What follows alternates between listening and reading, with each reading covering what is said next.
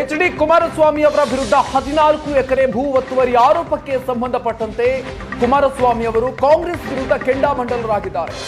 16 ಬಾರಿ ಸರ್ವೆ ಮಾಡಿದ್ದಾರೆ, ತನಿಖೆಯನ್ನು ಕೂಡ ಮಾಡಿದ್ದಾರೆ. ಕಾಂಗ್ರೆಸ್ ಪುಡಾರಿಗಳು ಕೆಲವರನ್ನ ಕರೆತಂದು ಹೇಳಿಕೆಯನ್ನು ಕೊಡಿಸಿದ್ದಾರೆ ಅಂತ ಹೇಳಿದ್ದಾರೆ. 40 ವರ್ಷದಿಂದ ಇಲ್ಲದ ದೂರುದಾರ ಈಗ ಇಲ್ಲಿಂದ ಬಂದ ಅಂತ ಪ್ರಶ್ನೆ ಮಾಡಿದ್ದಾರೆ. ಇಂಟರ್ನ್ಯಾಷನಲ್ ಸರ್ವೇಯರ್ ಅನ್ನೇ ಕರೆತರಲಿ ಅಂತ ಎಚ್.ಡಿ. ಕುಮಾರಸ್ವಾಮಿ ಅವರು ತಮ್ಮ ವಿರುದ್ಧದ ಆರೋಪಕ್ಕೆ ಸಂಬಂಧಪಟ್ಟಂತೆ ಆಕ್ರೋಶವನ್ನು ವ್ಯಕ್ತಪಡಿಸಿದ್ದಾರೆ. 16 ಬಾರಿ ಈಗಾಗಲೇ ಸರ್ವೆಯನ್ನು ಮಾಡಿದ್ದಾರೆ, ತನಿಖೆ ಕೂಡ ಮಾಡಿದ್ದಾರೆ. ಜೊತೆಗೆ 40 ವರ್ಷದಿಂದ ಇಲ್ಲದಂತ ದೂರುದಾರ ಈಗ ಇಲ್ಲಿಂದ ಬಂದ.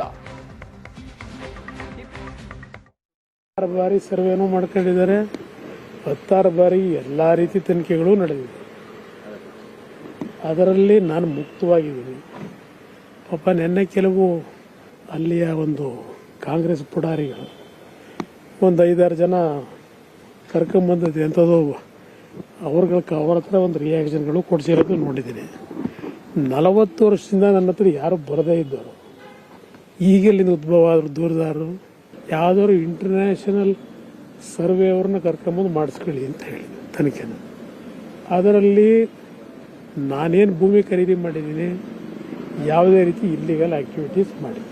ಈ ಸರ್ಕಾರ ಒಂದು ಕಡೆ ಹಿರೇಮಠ ಯಾರೋ ಪಾಪ ಈ ರಾಜ್ಯದ ಸಂಪತ್ತು ಉಳಿಸೋರು ಅವರು ಏನೋ ಹಾಕೊಂಡಿದ್ದಾರೆ ಅಂತೇಳಿ, ನನಗೆ ಇಲ್ಲಿವರೆಗೆ ಹೈಕೋರ್ಟ್ನಿಂದ ನನಗೆ ಯಾವುದೇ ರೀತಿ ಸಹಿತ ಕೇಳಿಲ್ಲ, ನೋಟಿಸ್ ಕೊಟ್ಟಿಲ್ಲ. ನಾನು ಪ್ರಿನ್ಸಿಪಲ್ ಸೆಕ್ರೆಟರಿಗೆ DC ಹೇಳಿದೆ, ನೀವು ಸರ್ವೆ ಮಾಡೋದಾದ್ರೆ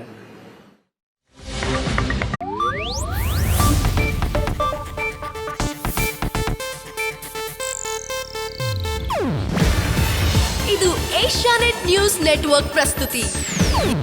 ನೀವು ನೋಡ್ತಿದ್ದೀರಾ ಏಷ್ಯಾನೆಟ್ ಸುವರ್ಣ ನ್ಯೂಸ್.